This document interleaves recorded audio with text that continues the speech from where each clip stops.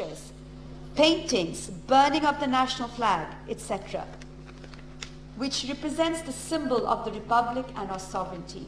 Only terrorist organizations are capable of doing this type of assault upon sovereign symbols, attack upon the Republic's key installation points, compete with painful human rights abuses upon indiscriminate unarmed civilians. Clearly falls within the definition, scope, ambit and purview of what we today have come to learn as modern-day terrorism. Such gruesome acts of indiscriminate violence is reminiscent of the atrocities committed by Pakistan junta, their collaborators, Al-Badrs, Al-Shams, Rajakas in 1971. These acts of genocide, crime against humanity, war crimes and other crimes under international law was committed under the code name Operation Searchlight in 1971. It is learned that the code name for the ongoing human rights abuse and violence today is termed as Operation 1971. It is indeed significant that these atrocities began as the judgments and the sentences of the International Crimes Tribunal, convicting the offenders, including Qadir Mullah, for genocide, crime against humanity, etc., who belong to the Jamaat-E-Islami, the same political party that opposed the creation and the birth of Bangladesh premised upon secular democracy. The wave of violent attack against Hindu minorities in Bangladesh, according to a press release dated 6 March 2013 of the Amnesty International, a wave of violent attacks against Bangladesh's minority Hindu community show that the urgent need for authorities to provide them with better protection. It also stated that the attacks came in the context of a large-scale violent protest that had been raging across Bangladesh for weeks over the country's ongoing trial for the crimes against humanity by the International Crimes Tribunal Act. It is to be noted that the survivors told Amnesty International that the attacks were taking part in rallies organized by opposition Islamic party Jamaat-E-Islami and its student group Islamic Chapter Shibir. The latest attack took place at Daudkandi village, southeastern Kumilla and Shatkhira district, where a Hindu temple was vandalized and burned down. One survivor statement would be significant here, which is reproduced here from the press release to the Amnesty International. They moved into our properties and set fire to 30 of our houses. 76 families were living in these houses. They also set fire to our temples. All are now vanished. Another survivor stated that on 2nd March, a group of about 100 young men holding banners in support of the Jamaat-E-Islam looted and damaged 4 shops in Shatkania near Chittagong and vandalized a Hindu temple in the village. Bangladesh's Hindu minority makes up only 8% of the population and has historically been at risk of violence from Muslim militant cadres, as was the position during the independent war in 1971 and after the election in 2001 when Jamaat-E-Islam for the first time formed the coalition government with BNP with only a handful of seats in parliament.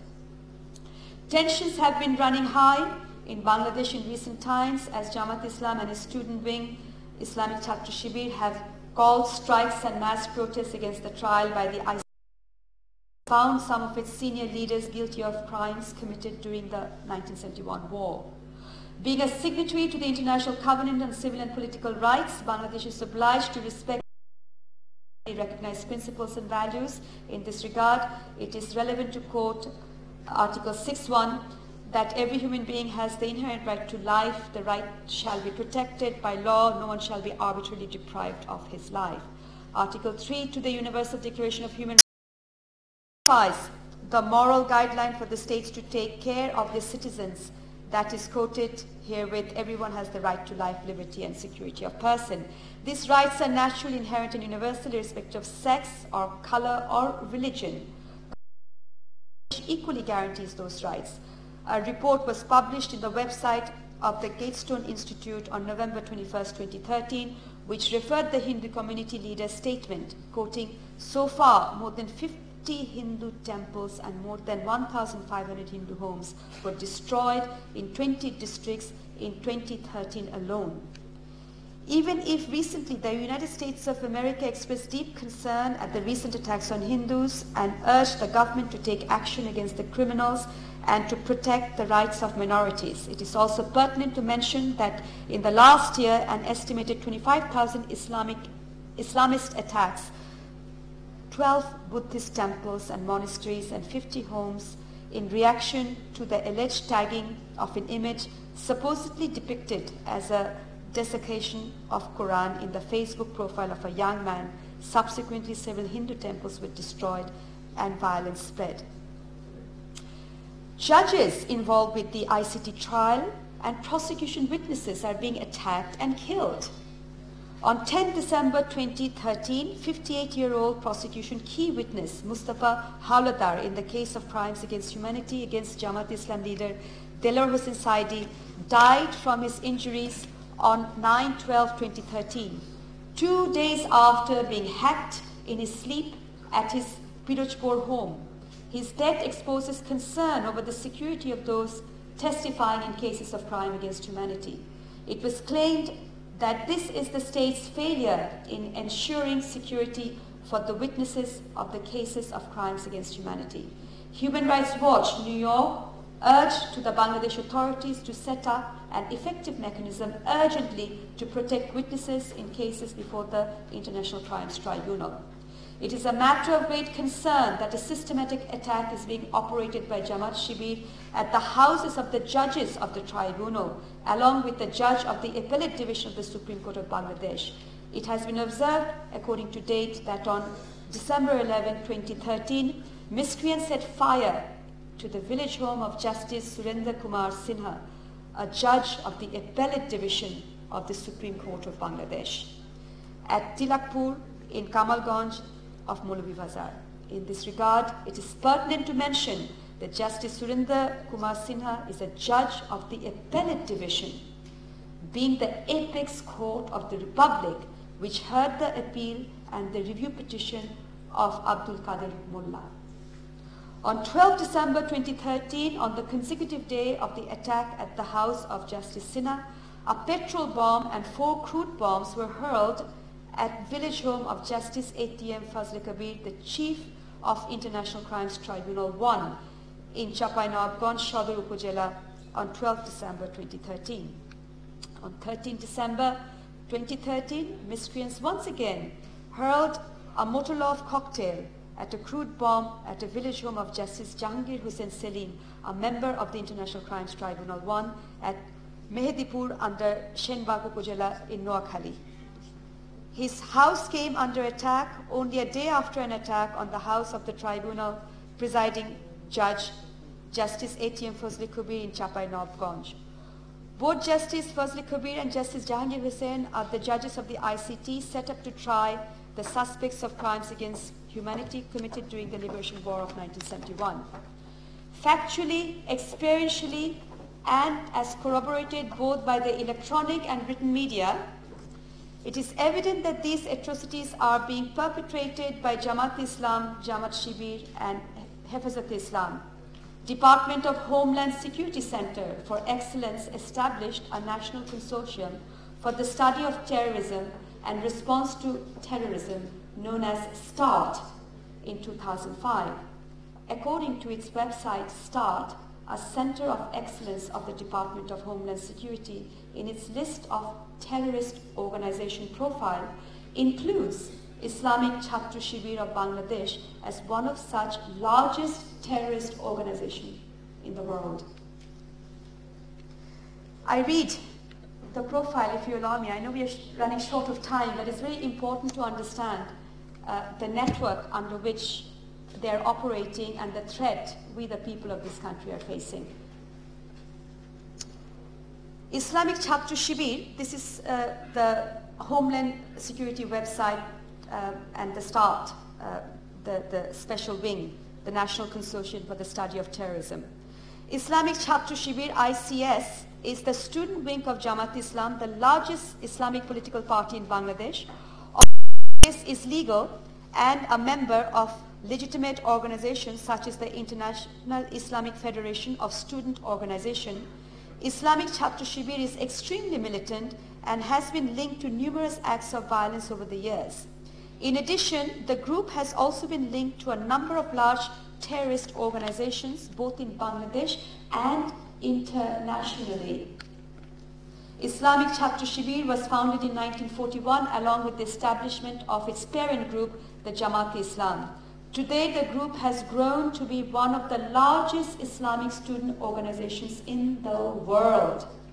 Like the Jamaat-E-Islam, the ICS is an Islamic fundamentalist organization. Thus, according to the US Homeland Security website, the parent organization is also an Islamic fundamentalist organization that seeks to establish an Islamic state in Bangladesh.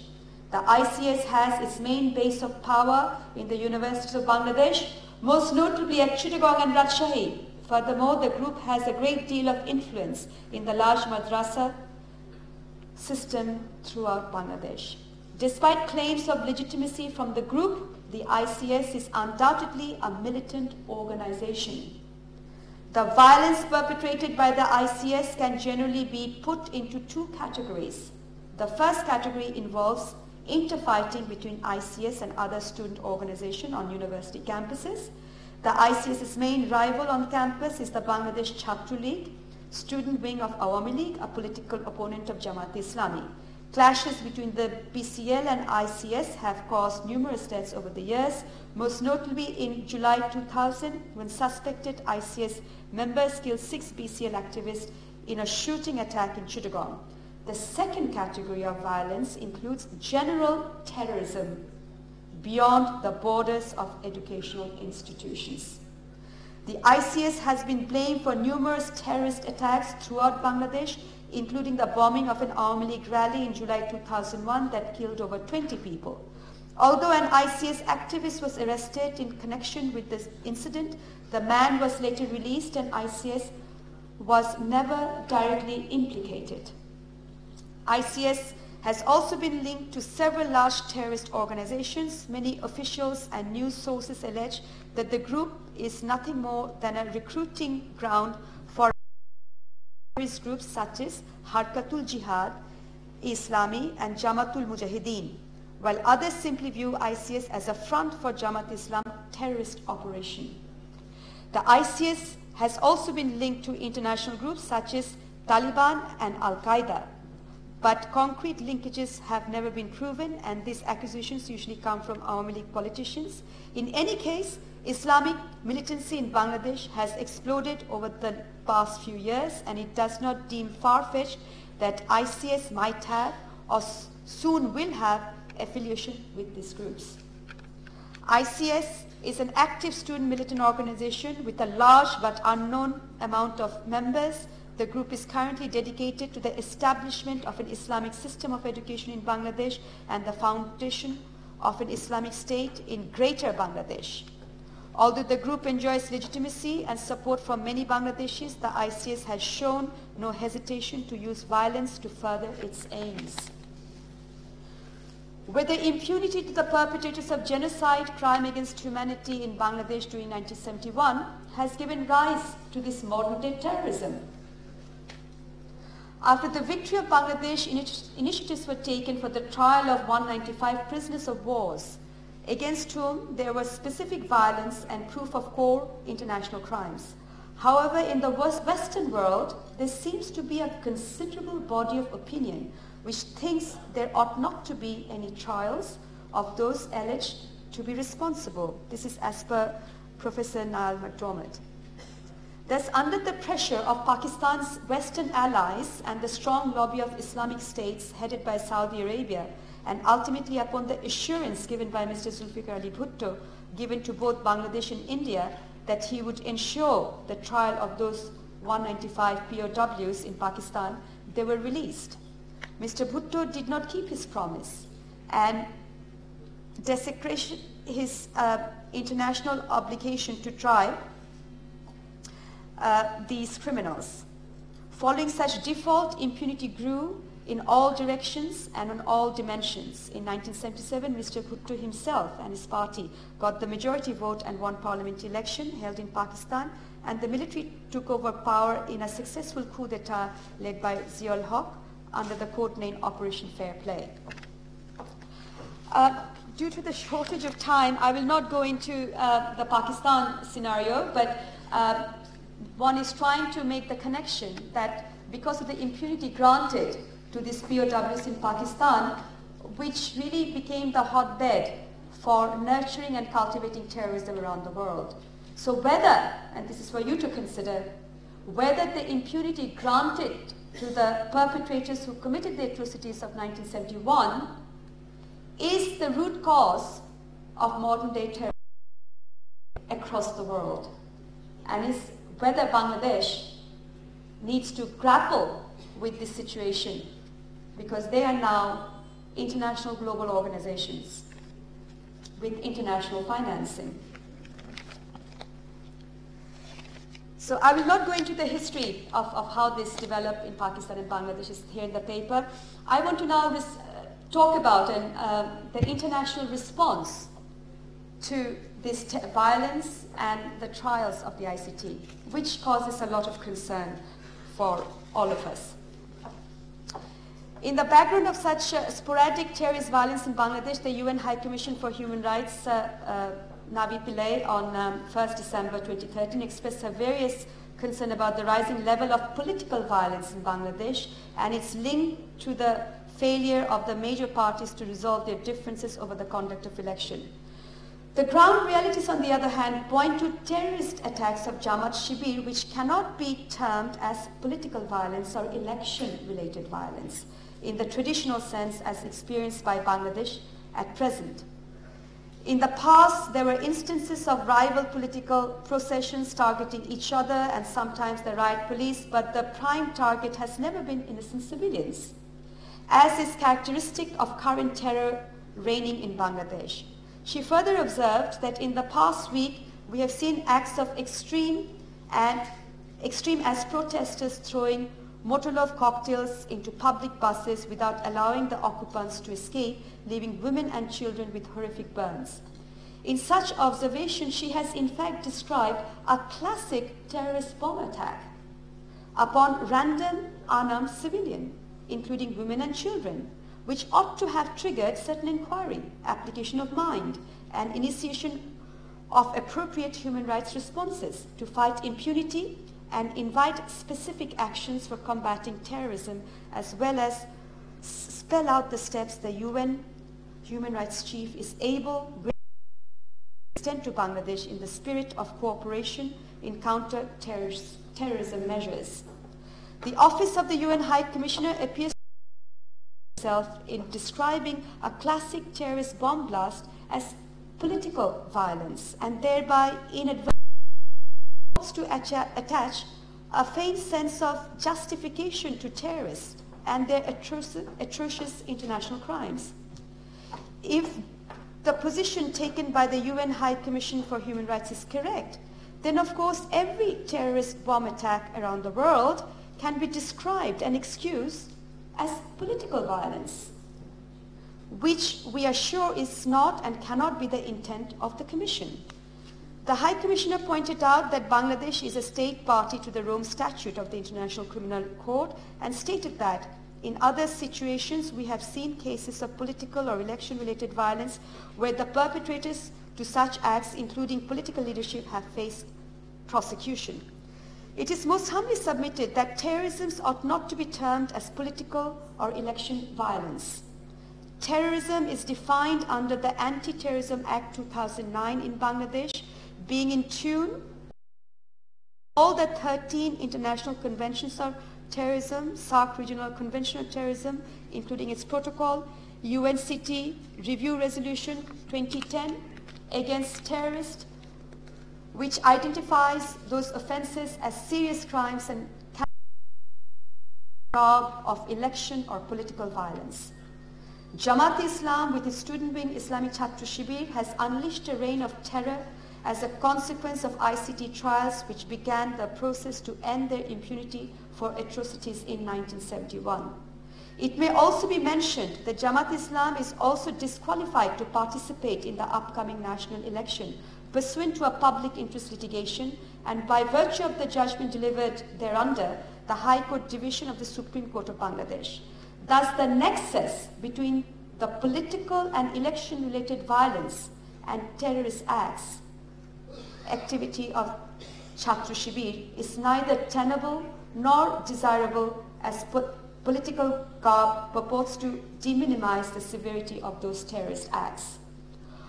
Of course, the Commission ought to be aware, as of course it must be, that the International Criminal Court can only assume jurisdiction when the state party, Bangladesh, is unwilling or unable to prosecute and punish the perpetrators of international crime. Bangladesh's commitment and determination to put an end to a culture of impunity for the perpetrators of these international crimes, and thus contribute to the prevention of such crimes as enshrined in the preamble of Rome Statute, is visible and demonstrable through the activation and working of the International Crimes Tribunal. Is it therefore not presumptive of the Commission to assume that Bangladesh lacks the capacity and the commitment to prosecute and punish current and or future perpetrators of international crimes? On the contrary, the people of Bangladesh, particularly the young generation, are honor-bound to the memory of and the dignity of the brave martyrs of 1971, not to allow any further impunity, including political leadership, as apprehended by Ms. Pillay, or any group or person or political party or terrorist organization who may currently or in the future indulge in international crimes. Thus, in the absence of Bangladesh's inability or unwillingness or lack of competence to exercise territorial jurisdiction, there is no scope whatsoever for international crimes tribunal, including terrorism that has occurred in many parts of the country. There is no scope whatsoever for the ICC to assume jurisdiction. Surely the Commission is aware of these prerequisites under the Rome Statute before the ICC can assume jurisdiction. Firstly, political or election violence in Bangladesh must constitute an offense under the Rome Statute. And secondly, Bangladesh must be incompetent, unable or unwilling or refuse to exercise jurisdiction over properly constituted international crimes committed within her territory, which is also not the case.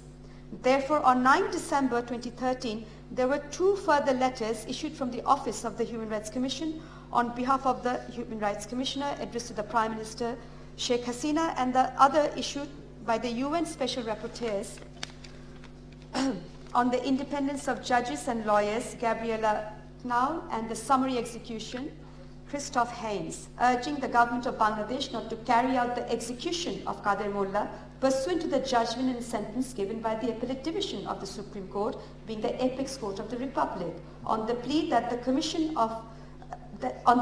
Commission is against death penalty, citing Rome Statute, and that due process was not observed as per the standard of International Covenant on Civil and Political Rights. Firstly, it may be pointed out that the judgment and sentence delivered on cross appeal from both sides by the Appellate Division, being the apex court of the Republic, is binding upon all subordinate courts decisis, which is encapsulated in Article 111 of the Constitution. Thus, there is no scope for any review or appeal of the conviction and sentence by a higher court other than the Appellate Division, since it is the apex court, contrary to the demand of the UN Special Rapporteur. Reference to Article 14.5 of the International Covenant on Civil and Political Rights may be relied upon, which states everyone convicted of a crime shall have the right to his conviction and sentence being reviewed by a higher tribunal according to law. The word review in many legal systems is used synonymously with the word appeal. In contrast, under the prevailing laws of Bangladesh, the term appeal and review are 2 different procedures. The term is never used interchangeably. An appeal procedure is always before the higher court. I will not bore you with the technicalities, but what I'm trying to say is that when the Civil and Political Rights Covenant talks about a higher tribunal, review by a higher tribunal, it means an appeal. And that appeal procedure had been exhausted already. And there cannot be a review to a higher tribunal. It's not possible because it's been done from the highest court. Okay, so it's just 2 more pages? Okay. So the request by the Commission to stop the request by the Commission to the Executive Head not to execute Mr. Qadir Mullah is inconsistent with the standard of due process under ICCPR as well as violative of the ICT Act and the rules itself. I'll just summarize this because the request came to the Prime Minister to halt the execution, which is the head of the executive, and she cannot interfere with the execution which is to be done by the judiciary. So the request itself violates the International Covenant for Civil and Political Right. It is also submitted that the ICC does not derogate from the principles of